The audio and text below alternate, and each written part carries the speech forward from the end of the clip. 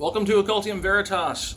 Today we're going to explore further into the Ars Goetia and the 72 entities of the Ars Goetia to see which ones predate Christianity, which ones just showed up in the 15th century. So today we are on number 7, and number 7 is Amon. Okay? Amon sigil right there. You can maybe kind of read that or whatever. But if you can't, get the book, read it. So does Amon predate Christianity? In fact, yes, Amon does predate Christianity. Amon, also known as Amun, was actually worshipped initially in the city of Thebes in ancient Egypt around the year 1550 BC, which does predate Christianity. And Amun was the god of life, creation, and fertility, and eventually morphed into Amun-Ra. I'm sure we've heard that one before. So, again, this entity does predate Christianity and was eventually demonized in the Ars Goetia in the 17th century.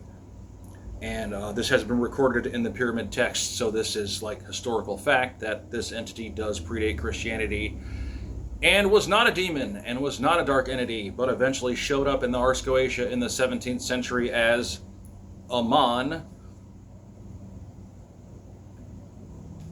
Right here, dark entity, demon, if you want to call it that. But here we go. This is the second entity in the Ars Goetia that I have now found out does predate Christianity, was not a dark entity, had nothing to do with nefarious practice at all, and was demonized by whom? I mean, by whom indeed. So there you go. So that's the second entity in the Ars Goetia that does predate Christianity and was demonized for nothing more than probably control. So there you go. If you're going to take over the world with your religion, I guess you have to demonize other ancient deities to make your religion seem like it's better and more perfect than the former religion. So, again, a lie.